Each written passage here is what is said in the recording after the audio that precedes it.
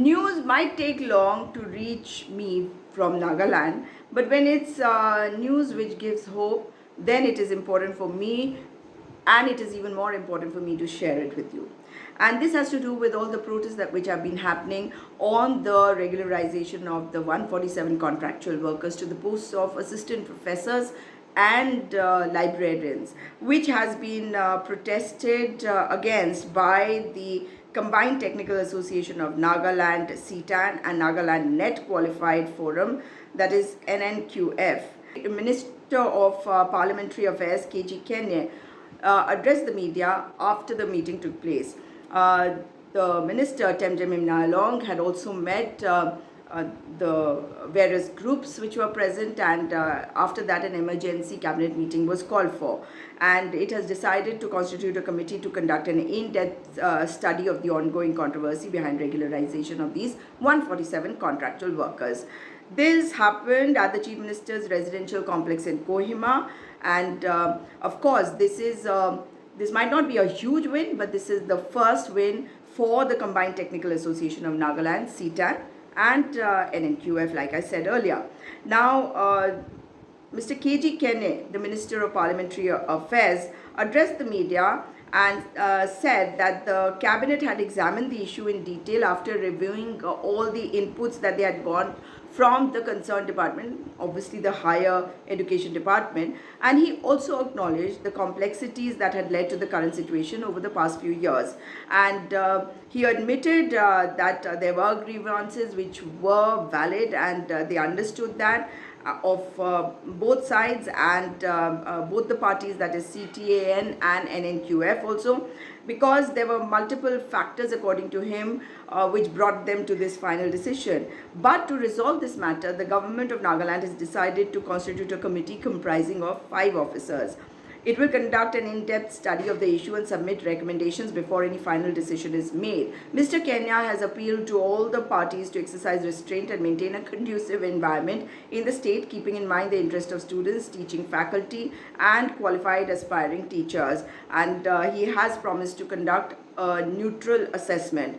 The committee's head will be announced within the next day or two, and the body is expected to complete its review within 7 to 8 weeks. And till then, the 147, now this is a little weird, the 147 teachers who have been given these appointments in this interim period, they will retain their current positions.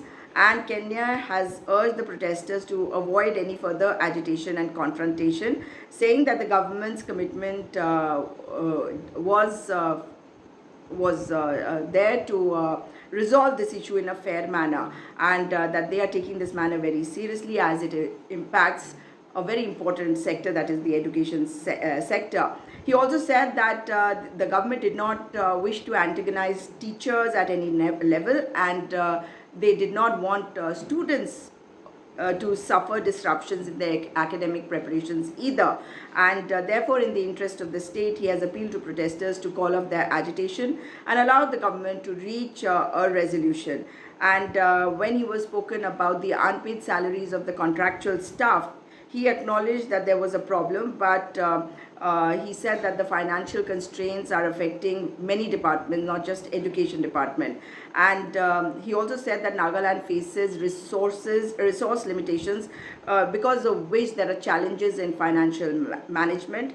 And he hoped that people would understand. Now, if you're running a government, you can't really say that people are not getting their salaries because the government is facing a problem. No matter what the problems are, you've got to resolve them. You are the government. So when Mr. Kenye says that, I find it extremely amusing, and almost amusing to the point of being stupid, because this is a statement which is totally unwelcome. When you look at the ministers of Nagaland, when you see the way they live, the kind of resorts they have built, the kind of almost palaces that they live in, then I wonder why the government cannot find a way to pay salaries to the people. It is your problem. You're coming from a position of power, you're coming from a position of wealth, of privilege, and you do need to understand that those who are working in the government sector need their salaries to run their homes.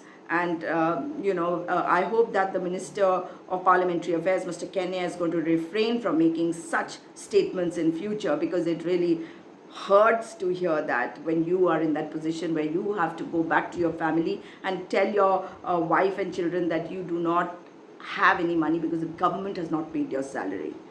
Anyhow, I would just wait to see what CTAN and NNQF do after this, and let's hope for the best, because what is really strange is that the appointments will continue, and people are supposed to remain quiet and not have any protests or continue with their agitations. So the government, if it expects people to cooperate with them, I hope the government is going to cooperate with the people.